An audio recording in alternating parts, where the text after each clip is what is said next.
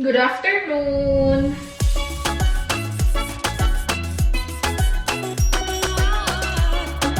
Today is Friday. Thank God it's Friday! Kanina pa ako gumising o 6 a.m. Tapos nag-ready ako dahil meron akong appointment kanina sa dentist. Meron akong cleaning, check-up na din sa aking gums. Kasi yung akin is every 4 months nagka-cleaning at saka nag-check kasi meron pa akong insundong. Di ko alam ano yung insundong sa English pero ilalagay ko siya sa screen. Kalimutan ko na pero yung aking kukunin. Gusto kong gumawa ng fried chicken na merong spaghetti. Mag-Filipino style spaghetti tayo ngayon. Binigyan ako ni RC ng Filipino style spaghetti sauce. I-half ko muna itong wings. Itong part na to, gusto ko siyang gawing buffalo wings. And then, ito naman yung fried chicken na normal lang para sa spaghetti. Hiwain ko lang to ng half. Kanina pa talaga ako dumating dito sa bahay. After ko sa aking dentist, sumaglit ako sa Norma. Binilhan ko si Nico ng kanyang syrup para sa coffee. Kasi naka-sale siya this week.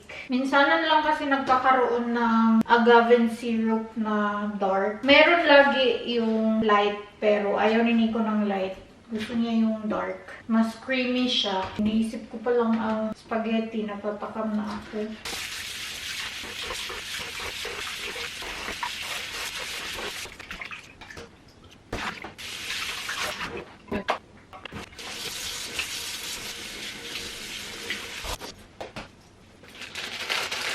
Konti lang siya, kaya maglagay ako ng cornstarch. Meron kasi akong itatry this time. Lagyan ko itong harina.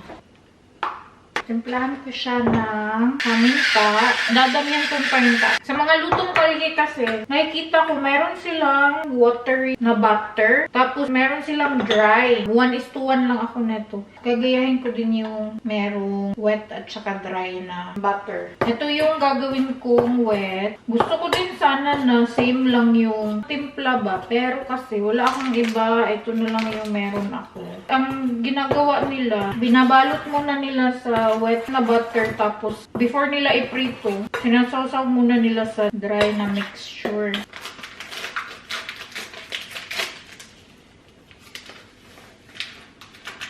Lang, konti ng aking dry. Sana naman okay ito.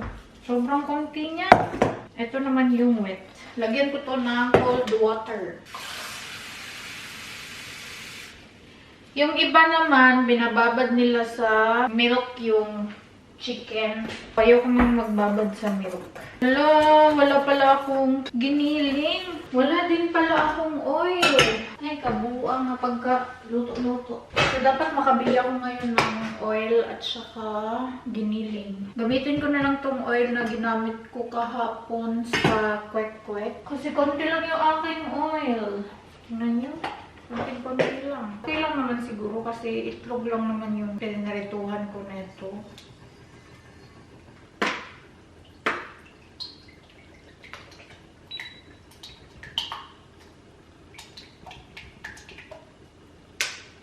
Nag-chat sa akin si Nico.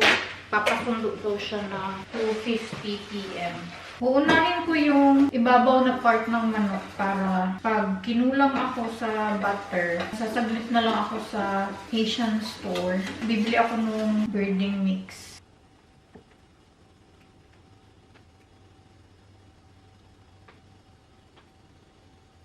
Kailangan ko din palang magprito nung lumpia ni Nico dahil uuwi siya. Pero busog naman yung umuwi dahil marami yung bakon.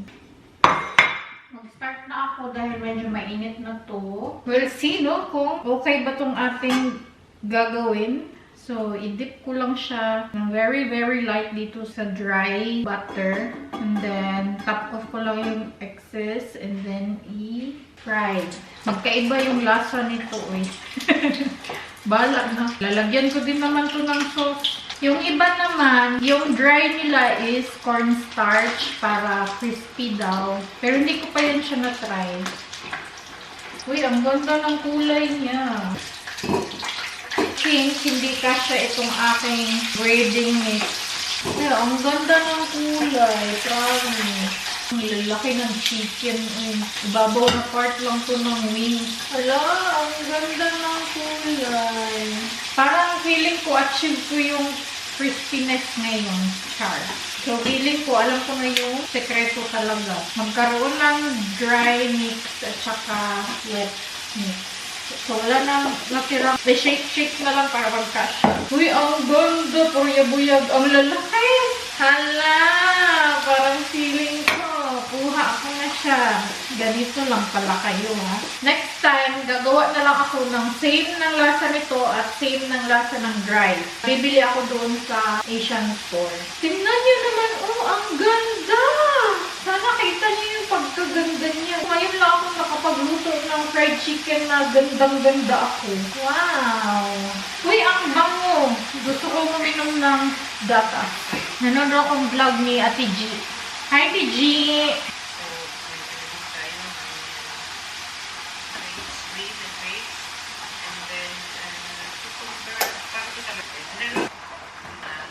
Tada! Tapos na siya. Ayan. Yung mga last batch na 4, wala na siya gaanong breading mix. At tamang-tama, tapos na din ako at susunduin ko na din si Nico. It's already 2:30 p.m. Hayaan ko lang yan muna dito. Babalikan ko yan siya. Kailangan ko lang bumili ng oil at saka breading mix. Sana pala bumili ako ng chicken feet. Tingnan niyo yung aking boots. Sobrang dumi. Dahil basa kanina nung naglakad ako.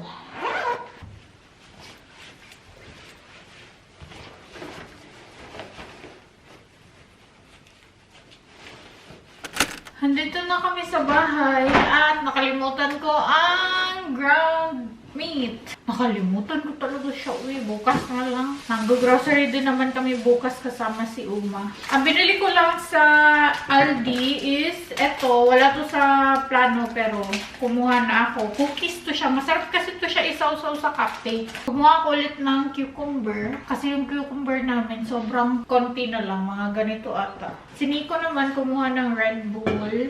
And then, etong dalawang oil. Nabayaran namin sa Aldi is €7.90. Sa Asian store naman, sobrang saya ko dahil gusto ko magpinakbet. Meron ako dito kalabasa. Sana okay pa tong kalabasa ko. Yan. Last year pa ito nandito. Meron ako nakitang sitaw. Ayan, ang gaganda ng sitaw. Dalawa na yung kinuha ko. Uubusin ko sana yung 3 pero yung pangatlo medyo hindi siya maganda. Ito yung fried chicken breading mix. From Thailand to siya, I think. Kumuha ako ng enoki, parang nag-crave ako ng enoki. Meron akong okra, pang pinakbet ko din yan. Tapos, kumuha si Nico ng sweet chili sauce. Sobrang laki naman ito. Ang nabayaran ko doon sa Asian store is $19.70. Yun lang naman ang aking mga napamili. At ako ay nagugutom na. I-try ko muna to aking niluto kung okay ba siya.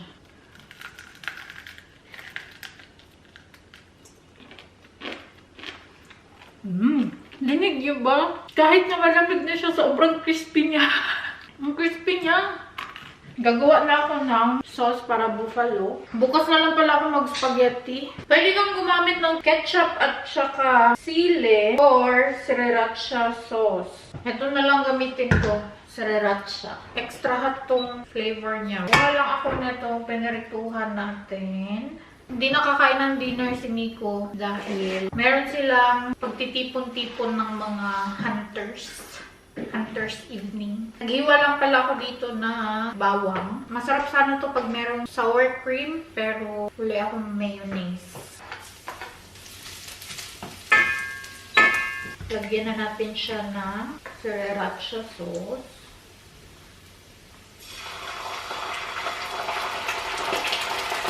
Tapos, lagyan natin siya ng sugar. Masarap din ang banana ketchup nito.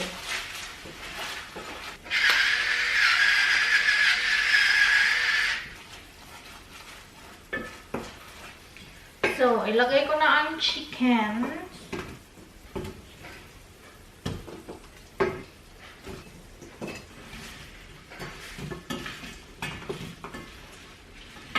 Buti na lang pala, sakto lang yung nilagay ko na sauce.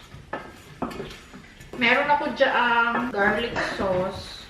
Garlic sauce na lang yung aking pagdidipan nito. So, okay na to. O, diba? Ang bilis lang. Nangangunta. Ito yung aking ulam. Tada! Ang ganda. At ang kay Nico, yung baon niya kanina.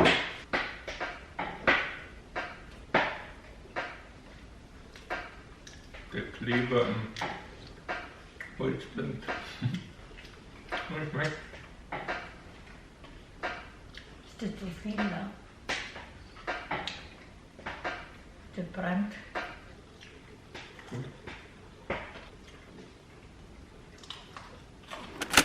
Nakaalis na pala si Nico.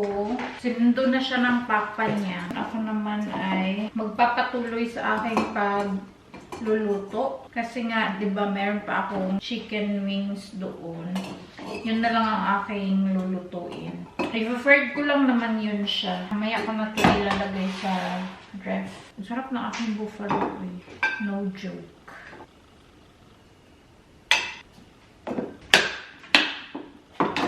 Kakainin ko din ito bukas.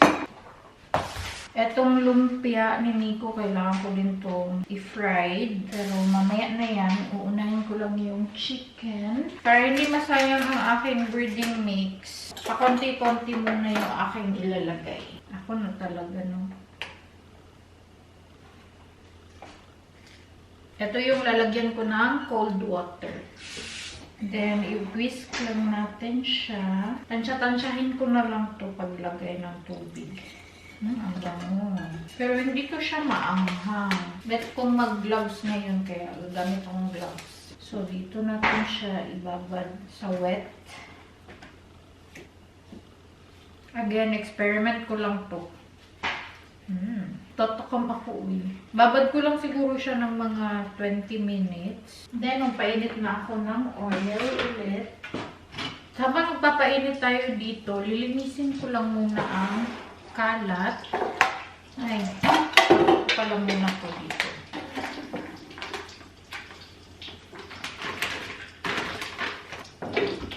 Sayang yung oras, so habang mag-aantay akong uminit to, lilinisin ko ang kalat ko dito sa sink. Pagpasensyahan nyo na yung ingay, nanonood ako ng Lavender Fields. I'm a fan of Judy Santa Maria, so pinapanood ko talaga yung mga movies niya or mga teleserye. Anyway, mainit na to at gagawin ko na to siya.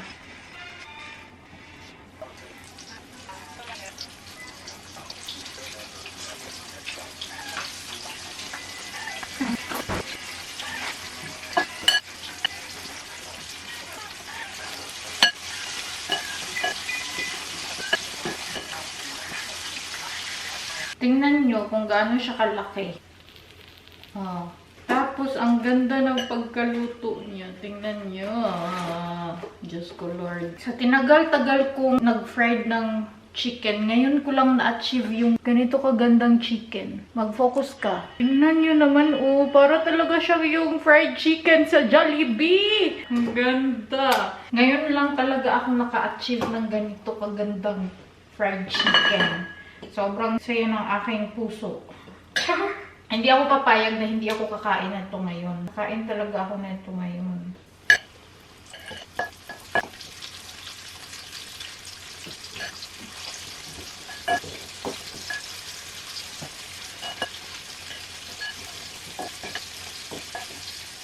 Mas masarap yung crispy fry or yung timpla ng crispy fry. Kung gusto nyo, dalawahin nyo na lang ng pack. Tapos isang wet breading and then isang dry para maganda yung kinalabasan. Yung texture niya, para talaga siyang chicken joy ng Jollibee. Walang eme. Marami na din akong mga videos na napapanood ko. Yung fried chicken na same ng texture ng Jollibee. As in, sobrang tagal ko na naghahanap ng ganun. Pero ang kinalabasan sa akin, hindi pa rin. Ganito lang pala.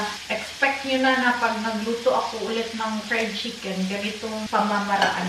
Tapos naman na to, iligpit ko na to para wala akong madaming lilinisin. Para after kong magluto, magpunas na lang. Natatakam na ako. Tingnan nyo naman, oh, kay ganda. As in, super. Oh, crispy din siya. Natakam tuloy ako. Kainin ko na lang talaga. Mga unta.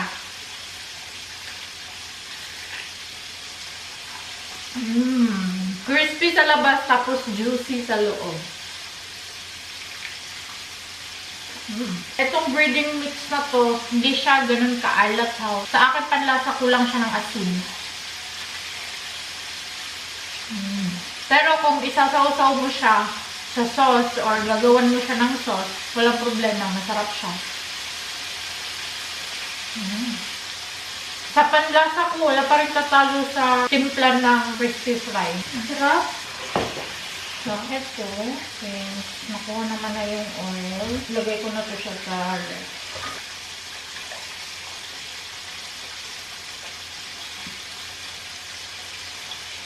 Ituin ko na lang din itong lumpia para wala na akong gagawin. Kasi it's already 8:17. Para after nito, pwede na akong mag-ready for bed. Dahil bukas maaga pa kami, mag-grocery kami with Uma. Uy, naibot ang taklog.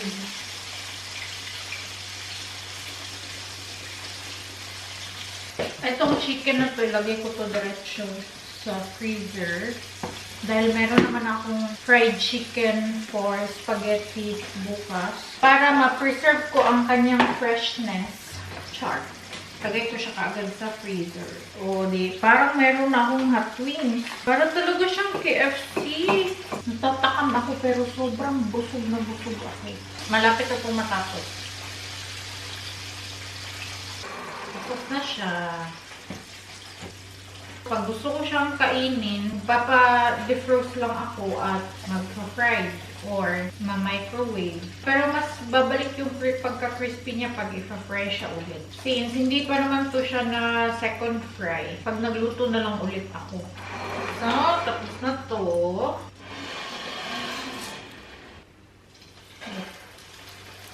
Si Nico kasi mas mahilig siya sa bahaw na lumpia. Ayaw niya ng fresh na niluto.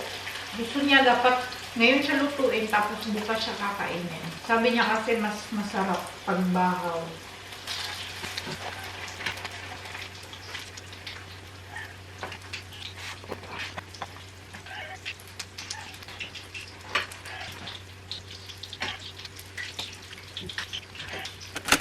Tapos na ang lumpia ni Nico. Hayaan ko lang yan siya dyan na matuyo. Hindi yan ipapalagay ni Nico sa ref. Gusto niya lang na room temperature para makain niya bukas. At itong aking fried chicken na nakakatakam, crispy pa din siya. Natatakam ako pero ayaw ko kumain. Busog na ako. Hayaan ko lang siya na mag-cool down saka ko siya ilagay sa ref. Wala naman akong gagawin dito. Si Nico hindi pa naka-uwi. So, end ko na tong vlog. Thank you so much guys for watching. If you enjoyed this video, please like and share. If you did, leave a comment below. Follow me on my social media accounts. And please don't forget to subscribe to my channel and click the notification bell para ma-notify kayo every time na mag-upload ako ng bagong video. And I will see you guys on my next one. Cheers! Gute Nacht! Amping!